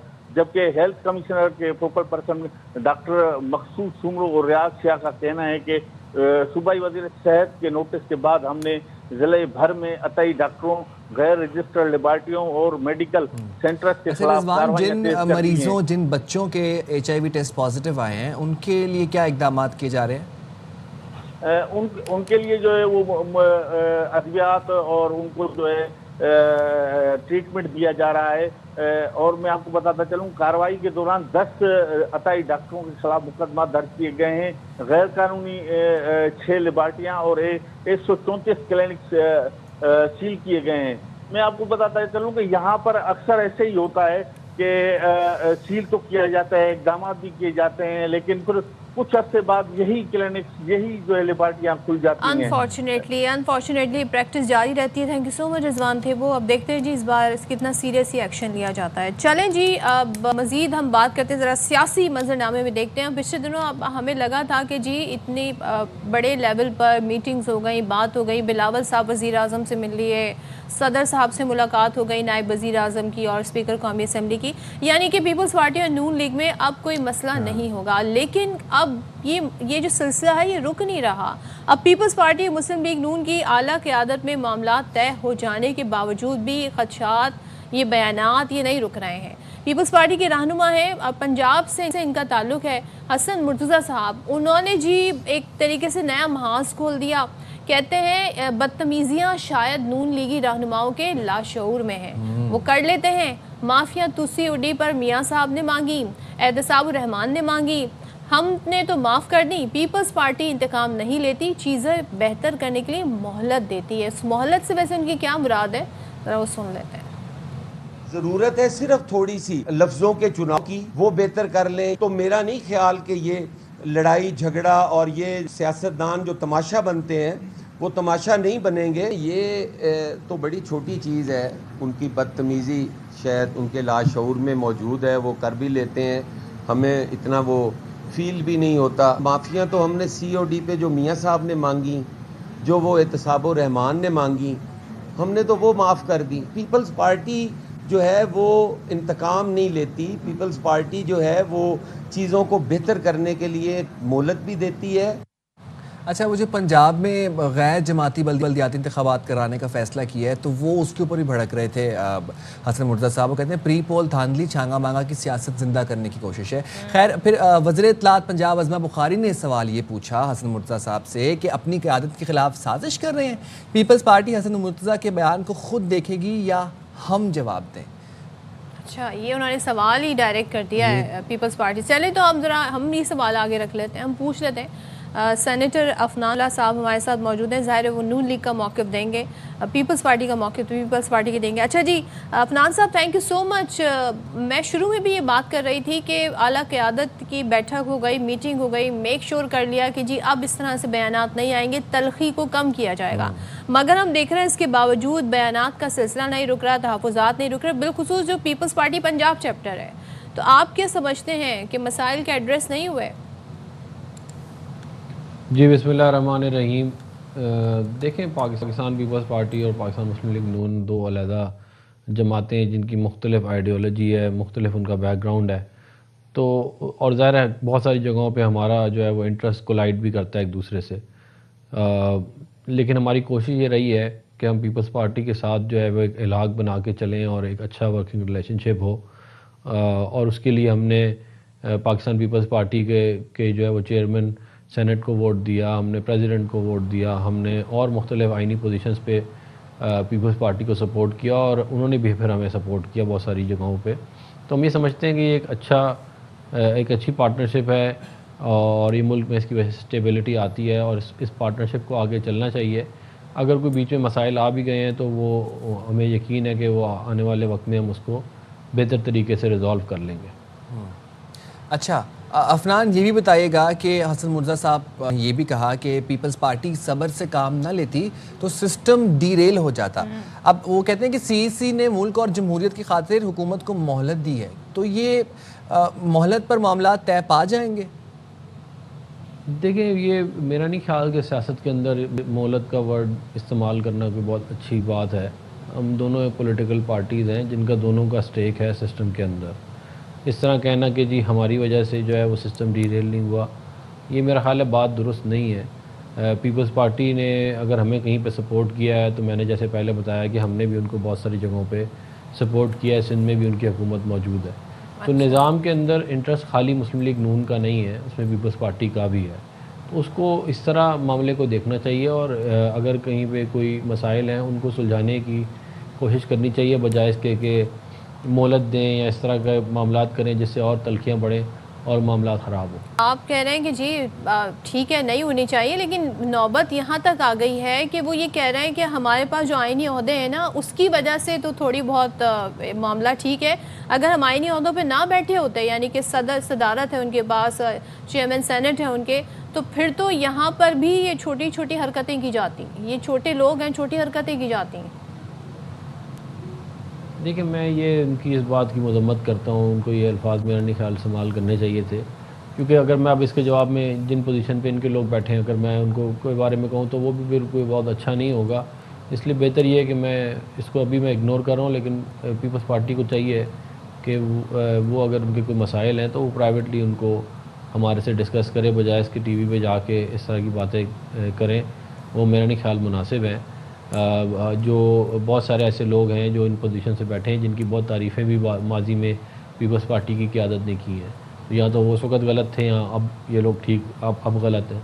तो ये सिस्टम जो है, जैसे मैंने पहले कहा, इसके अंदर पीपल्स पार्टी का भी बड़ा एक्सटेंसिव स्टेक है और मुझे यकीन है कि पीपल्स पार्टी हमारे साथ बैठ के मामलात को अच्छी तरह रिजॉल्व करेगी। अच्छा, और अब ये जो पंजाब में गैर जमाती बल्दियाती इंतखाबात का जो मामला है उस पर हसन मुर्जा साहब कहते हैं कि ये प्री पोल धांधली है और छांगा मांगा की सियासत जिंदा करने की कोशिश की जा रही है, तो इस बयान पर क्या कहेंगे? देखिए, ये बात मेरा ख्याल है दुरुस्त नहीं है, इस तरह एलिगेशन लगा देना छांगा मांगा की। भाई बात यह है कि पीपल्स पार्टी का तो पंजाब में तकरीबन वजूद ना होने के बराबर है। मतलब जहां ऐवान में हमारी कोई 225 के करीब सीटें हैं तो पीपल्स पार्टी की मेरा ख्याल है 20 के करीब भी नहीं है। तो उस ऐवान के अंदर ज़ाहिर है आप लोगों का तो मतलब कि बहुत कम आप लोगों के MPAs हैं, तो उसके बावजूद इस तरह हम कहना कि जी भाई हमें छांगा मांगा करने की ज़रूरत ही नहीं, आप तो वैसे ही एग्जिस्ट नहीं करते पंजाब में। तो और ना कोई हमने माजी में कोई छांगा मांगा टाइप काम किया भी है। ये सारा एक एलिगेशन है जो एक बना दिया गया है कि जी हमने इस तरह का कोई मामला किया है। पंजाब में फ्री एंड फेयर इलेक्शन होंगे, जो जीतेगा वो उसके पास ये राइट है कि वो जिस मर्ज़ी पार्टी को ज्वाइन कर ले as per the law of the land. और ये खाली जो लोकल बॉडीज़ का जो इलेक्शन होता है या उसका जो लॉ होता है वो हर दफ़ा जो प्रोविंशियल गवर्नमेंट है अपनी मुताबिक लेके आती है। ये कोई पहली दफ़ा दुनिया की तारीख में नहीं हो रहा कि मुस्लिम लीग नून पहली दफ़ा ला रही है। ये काम पीपल्स पार्टी ने भी किया है, PTI ने भी किया है और दीगर जमातें भी करती रही हैं। तो इसको उसी तनाजुर में देखना चाहिए। मेरा ख्याल है कि उन्हें इलेक्शन की तैयारी के ऊपर ज़्यादा फोकस करना चाहिए बजाय इसके ऐसे एलिगेशन लगाने पर। Thank you so much senator Afnanullah हमारे साथ थे। भाई मुझे तो नहीं लग रहा कि मामला कोई जल्दी हल होगा जिस तरह के स्टेटमेंट्स आ रहे हैं। लेट्स सी कि कहाँ पर अनफोल्ड होता है, ये ऊँट किस करवट बैठते हैं। जनाब छोटी सी ब्रेक पे जाते हैं। हाजिर हम ब्रेक ले रहे हैं, ब्रेक के बाद आप लेना लें, हम ले रहे हैं ब्रेक।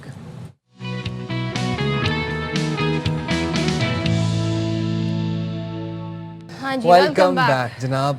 अच्छा, आजकल एक बहुत बड़ा सवाल है हर नौजवान लड़के लड़की के जहन में, रंग कैसे गोरा किया जाए। पता नहीं why we are so obsessed with white washed colour. ये जब से अंग्रेज आके गए ना तो ये कॉलोनियल माइंडसेट से ना बाहर नहीं निकल पा आजकल के नहीं, ये तब से जी हमारे जहनों में बैठ गया है जी खूबसूरती का मेयार गोरा रंग है, जबकि ऐसा नहीं तो है। आपको गाने भी तो ऐसे सुनाए गए बढ़ते हुए, गोरे रंग दा जमाना गोरी फिर भाई वो तो बाद गोरा में गोरा गोरे रंग के साथ ऑब्सेशन जो है वो क्रेजी होती जा रही है। उस गाने के बाद ना उसका दूसरा वर्जन भी आ गया था, तो लोगों ने उस वक्त भी क्रिटिसाइज किया था। तो इन चीज़ों को हमेशा से जी क्रिटिसाइज किया जाता है। अच्छा जी, अब यहाँ पर हम जो चीज़ डिस्कस करने जा रहे हैं वो हालिया एक खबर आई, बड़ी वो परेशान कुन खबर थी। वो ये थी कि जनाब जो गोरा करने वाली जो क्रीमें अक्सर इनके एड्स आप देखते हैं ना क्रीम्स के कि रंग गोरा कर देंगी, स्किन वाइटनिंग वाइटनिंग क्रीम्स जिन्हें कहा जाता है, तो जी लोग इसे बड़ा कैजुअली इस्तेमाल करते हैं। और एक क्रीम तो ऐसी भी होती है जिसमें मुख्तलिफ क्रीम्स को मिलाकर जी कोई एक कॉम्बिनेशन बनाया जाता है। अच्छा, आजकल इंजेक्शन भी हैं रंग गोरा करने के, लेकिन इससे आपको आइडिया है कि आपको कितने ख़तरनाक अमराज हो सकते हैं? क्योंकि कुछ ही दिनों पहले जी कंपटीशन कमीशन ऑफ पाकिस्तान ने गैर मियारी स्किन वाइटनिंग क्रीम्स के खिलाफ क्रैकडाउन किया और उन क्रीमों में जो मरकज़ी ख़तरनाक इंग्रेडिएंट जो पाया गया है वो है जी मरकरी का। And mercury is cancerous, just by the way. Mercury is cancerous और मरकरी बहुत कुछ आपकी स्किन के लिए और ख़तरनाक साबित हो सकते हैं। कॉस्मेटिक्स में भी इस्तेमाल होता है। अफसोस की बात यह है कि ये क्रीम्स बहुत एक्सेसिबल हैं, आम हर गली मोहल्ले में आपको स्टोर से मिल जाती हैं। और दूसरी बात ये है कि ये अब ऑनलाइन मिलना शुरू हो गई हैं। जिन क्रीमों का आप जिक्र कर रहे थे कि जिनमें वो विटामिन के कैप्सूल डाल के लेफ्ट राइट 7-8 क्रीमें मिक्स करके वो अब ऑनलाइन मिल रही हैं। और वो क्या है जनाब, एक हफ्ते के अंदर आपके हाथ भी गोरे, आपका रंगत साफ हो गई और ये हो गया वो हो गया।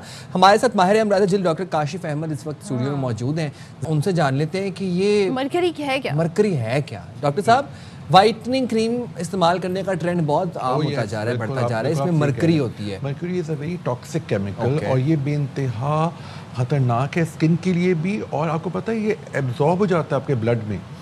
तो जो प्रेग्नेंट लेडीज़ हमारी जो होती हैं, जो कि कहती हैं हम दवाई नहीं खा सकते तो वाइटनिंग क्रीम लगा लें, तो वो बच्चे के लिए भी मुज़िर है। और ये ब्रेस्ट मिल्क में भी जाता है। अगर माएँ लैक्टेटिंग मदर्स हैं तो ब्रेस्ट मिल्क में जाता है, बच्चे के डेवलपमेंटल इफ़ेक्ट्स आ सकते हैं, कैंसरस होता है। इसके सबसे बुरी चीज़ होती है न्यूरोलॉजिकल प्रॉब्लम्स भी आते हैं, याददाश्त खराब हो रही होती है लोगों की, इरिटेबिलिटी हो रही होती है। लोग समझते हैं सिर्फ क्रीम लगा ली हमने मर्क्यूरी की गोरे हो जाएंगे। लोग समझ रहे हैं इसका ज़्यादा से ज़्यादा नुकसान आपकी स्किन को जी नहीं, ये आपकी पूरी ब्लड में आपका जो मर्क्यूरी है वो एब्जॉर्ब हो जाता है, नर्वस सिस्टम को। जी नर्वस सिस्टम को ख़राब करता है, मेमोरी ख़राब होती है, इरिटेबिलिटी होती है, ट्रेमर्स हो सकते हैं, हाथ पैर सुन हो सकते हैं आपके। एक हफ्ते के बाद वही कॉम्प्लेक्शन डार्क हो जाता है। exactly. और डार्क के साथ साथ दाने भी निकल आते हैं, इसको हम पेरी ओरल डर्मेटाइटिस कहते हैं। रैश हो जाते हैं, रैशेज हो जाते हैं, आपकी स्किन पतली हो जाती है, आपकी वेन्स तक दिखने लगती हैं। अब वो ठीक नहीं हो सकती है। अब जिनको आदत हो जाती है इन क्रीम्स की, जो आपने बताई, एक वो आर्ची क्रीम के नाम से आ रही है, उसमें 5-6 उन्होंने क्लोबीटासोल, प्रोपाइनेट, बीटा मेथेसोन, ब्लीच क्रीम और वाइटनिंग क्रीम मिक्स करके वो बना दी है उन्होंने, और वो शायद 500 की मिलती है। बहुत ही कम, जी बहुत मिनिमल कॉस्ट है और वो पूरा महीना चल जाती है। लेकिन प्रॉब्लम ये कि जब आप लगाएंगे वो जगह लाइट हो जाएगी, क्योंकि स्टीरॉयड का साइड इफेक्ट है कि आपकी स्किन को हाइपोपिगमेंटेड करती है, और जो मर्क्यूरी का भी यही है। लेकिन ये होगा कि वक्ती तौर पे वो आपको अच्छा लगेगा, आपको लगेगा कि ठीक है यू फील गुड, लेकिन जैसे ही आपने छोड़ी या डिसकंटिन्यू या कम कर दी, एकदम से आपकी स्किन और डार्क हो जाएगी। और आप सनलाइट से कांटेक्ट में आए तो आपकी और फोटो सेंसिटिविटी, मैं ऐसे कहता हूँ इससे अच्छा आप सन ब्लॉक यूज़ करें, नाइट क्रीम्स यूज़ करें, हमारे पास आइए, हम आपको बताएंगे। मैं तो पूरे एक पेशेंट को बता दूँ कि विटामिन सी है इसके अंदर, हाइड्रोक्विनोन इतना % है, ताकि उनका हक है कि वो देखें कि वो जो भी यूज़ कर रहे हैं। मैं स्पेशली बॉयज़ के लिए कहूँगा, लड़कियों के लिए कहूँगा जो पार्लर्स जाती हैं, आप जो वाइटनिंग फेशियल कराते हैं, हम ज़रूर पूछा करें इसमें क्या क्या है। वाइटनिंग फेशियल्स के अंदर अगर उन्होंने मर्क्यूरी, क्लोबीटासोल, प्रोपाइनेट या बीटा मेथेसोन ऐड किया हुआ, बिल्कुल मना कर दी कि मैं नहीं लगाऊंगा फेस के ऊपर, क्योंकि फेस के ऊपर वक्ती तौर पे आपको वाइट या बेहतर कर देगी, लेकिन जैसे ही आप लेके आप रोज़ तो नहीं लगा सकते ना वो क्रीम, या रोज़ तो फेशियल नहीं ले सकते। क्या नाम लिया था? क्लोबीटासोल प्रोपाइनेट, ये एक स्टीरॉइड होता है जो कि एक्जिमा के लिए होता है, वो भी बॉडी के, ये फंगस पे भी लोग लगा देते हैं और ये फेस के लिए तो है ही नहीं।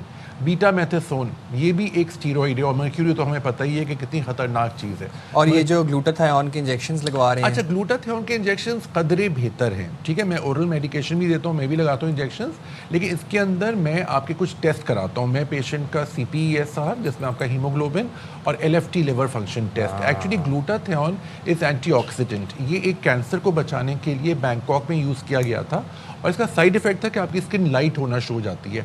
तो इसका ये नुकसान नहीं है कि आपको कोई मुज़िर चीज़ है ये, लेकिन येस आपको प्रेग्नेंट लेडीज़ या नर्सिंग मदर्स को हम नहीं देते, लेकिन येस इसके इंजेक्शंस आते हैं, लेकिन ऑफ कोर्स मैं उससे ब्लड टेस्ट करा के फिर देता हूँ।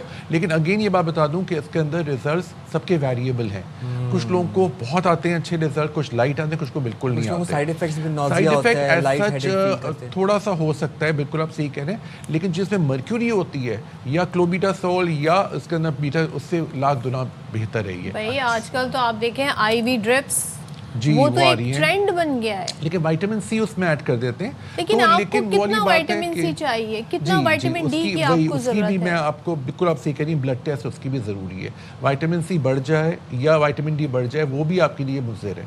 तो हमें हमारी बॉडी जो अल्लाह ने बनाई है वो हर चीज़ को एक म्याना रवि वाली बात है ना, you have to keep in balance. अब ये क्रीम्स क्या करती हैं, वक्ती तौर पे आपको बेहतर कर देंगी, लेकिन आपकी स्किन इतनी ख़राब हो जाएगी। और सबसे बुरी चीज़ ये होती है आपकी स्किन पतली हो जाएगी, पतली होकर आपकी जो वेन्स होती है ना वो दिखने लगती हैं। तो डॉक्टर साहब फिर देखिए बात पे वहीं पे आ गई कि what is this obsession with white wash. देखिए ये हमेशा से रहा है, ये हमेशा से रहा है। हेल्दी होनी चाहिए। अफसोस की बात ये मैं बिल्कुल ये मैं बहुत सारे शोज किए वाइटनिंग के ऊपर, मैं कहता हूँ ये बोलें कि स्किन आपकी दिलकश हो, क्लियर हो, बिल्कुल क्लियर हो, साफ सुथरी हो। आपको पता है सुपर मॉडल जो है वो डार्क है, पर क्या अट्रैक्शन है, क्या खूबसूरती है उसके अंदर। बिल्कुल एक क्लियर बिल्कुल प्लास्टिक स्किन है, वो नहीं चाहिए। वो कोई वाइटनिंग क्रीम यूज़ नहीं करना चाह रही है, she is happy with her complexion. और ऐसे ही होना चाहिए, जो है वो कॉम्प्लेक्शन दिया उस पर खुश रहें। हाँ, इसको हम इम्प्रूव कर सकते हैं, जैसा आपने बिल्कुल सा क्लियर होनी चाहिए, दानों के निशान नहीं होने चाहिए, कहीं से लाइट कहीं से डार्क नहीं होना चाहिए, सीबम तो ज़्यादा नहीं होना चाहिए। एक जो सबसे इंपॉर्टेंट चीज़ है कि आपके अक्सर माउथ के इर्द कोई डार्क स्पॉट होते हैं, आई डार्क सर्कल्स होते हैं, वो सब नहीं होने चाहिए, टू टोन स्किन नहीं होने चाहिए। बाकी आपकी स्किन दिलकश हो, उसको बहुत अच्छा तरीका है कि आप एक राइट सन ब्लॉक यूज़ करें आपकी स्किन टाइप के लिहाज से। अब जैसे मैं आपको जो सन ब्लॉक दूंगा वो डिफरेंट होगा, आपको जो दूंगा डिफरेंट है, आप दोनों की स्किन टाइप्स अलग है। तो वी एज डॉक्टर्स हमारे पास आए, हमारे पास इवेल्युएट कराइए, तो हम एज डॉक्टर्स को चेक करते हैं, फेस टू फेस देखते हैं, उनका लाइफस्टाइल पता करते हैं। खवातीन तो खवातीन, अब आजकल लड़कों को, नौजवानों को बड़ा शौक है आगे गोरा होने का, और वो चले लड़कियां तो फिर चले मुंह हाथ धो के फिर कोई क्रीम अप्लाई कर लेती हैं, वो लड़के तो डस्टी शक्ल के साथ जाके बैठ जाते हैं। और खैर से जिससे वो फाइटिंग फेशियल करवा रहे होते हैं वो भी माशाल्लाह 100 लोगों के चेहरों को टच किया हुआ हाथ उसी के साथ। अच्छा, और दूसरी बात इसमें ये है कि वो जो सैलून्स में जाते हैं जहाँ से 200-300 रुपए का फेशियल करवा रहे हैं, वो उन जो डब्बे में रखे होते हैं उन डब्बों में प्रोडक्ट्स भी देखें, जो डब्बे आपको दिखा रहे हैं, मैं अब नाम नहीं ले सकता, वो ब्रांड्स के डब्बे ही होते हैं, बस उनमें प्रोडक्ट कोई और होता है। जी बिल्कुल आप सही कह रहे हैं, उन्होंने शायद थोड़ा सा उसको निकाल के यूज़ करके और जगहों पे रख लिया। अब वो लड़के जो होते हैं वो खुद चेक करें, उनसे पूछें। और आई एम सॉरी टू से क्वालिफाइड भी तो नहीं होते ना हमारे जो नाई होते हैं, उनको तो इसका आइडिया नहीं। तो एक समझे एस्थेटिशियन या चले एटलीस्ट कॉस्मेटोलॉजिस्ट या कोई ब्यूटी एक्सपर्ट हो, और जहाँ सप्लाई हो रहा है वहाँ पे एक पूरा इंग्रेडिएंट्स लिखे हुए होते हैं। देखिए हमारी जो मैं मेडिसिन देता हूँ पेशेंट को, आप यकीन जाने उनको मैं कहता हूँ खुद पढ़िए इंग्रेडिएंट्स, हो तो आप चेक करें, आप अपना खुद गूगल पे हर चीज़ मौजूद है, सब चेक करें, हमसे पूछें, यू नो, ताकि आपको पता हो कि आपको कोई इफेक्ट हो रहा है तो क्यों हो रहा है, जिस प्रोडक्ट पे, जिस कंटेनर पे इंग्रेडिएंट्स नहीं लिखे, don't by that. Very right, बिल्कुल आप सही कह रहे हैं, आपका हक है। ये मैं आपके ज़बरदस्त प्रोग्राम के थ्रू कहना चाहूँगा अपनी सारी ऑडियंस को, लड़के लड़कियाँ बड़े बूढ़े जो भी यूज़ करें कोई भी प्रोडक्ट, प्लीज़ आप ज़रूर देखा करें उसमें क्या क्या है। और अगर नहीं देख रहे तो किन जल्दी अमराज का जी सबसे गलत बात होती है उसके अंदर कि आपकी स्किन बेइंतहा ख़राब हो सकती है, आपकी स्किन डार्क हो सकती है आपको, और मर्क्यूरी जिसमें होता है वो तो आपकी बॉडी को भी इफेक्ट करती है। जल्दी अमराज क्या आपकी जल्दी अमराज, आपको कॉन्टैक्ट डर्मेटाइटिस, खारिश हो सकती है, फोटो सेंसिटिविटी, धूप में निकलेंगे लाल हो जाएगा चेहरा, रैशेज हो जाएंगे, फंगल इन्फेक्शन हो सकता है। अच्छा चूंकि स्किन पतली हो जाती है ना तो आपको इन्फेक्शन होने का खतरा ज़्यादा होता है, चेहरे पे आपके दाने निकल सकते हैं, बॉयल्स हो सकते हैं, आपके बालों में प्रॉब्लम आ सकती है, और न्यूरोलॉजिकल प्रॉब्लम्स आ सकती है, मेमोरी लॉस होगा, चिड़चिड़ाहट होगी, ट्रेमर्स होंगे, हाथ पैर सुन रहेंगे।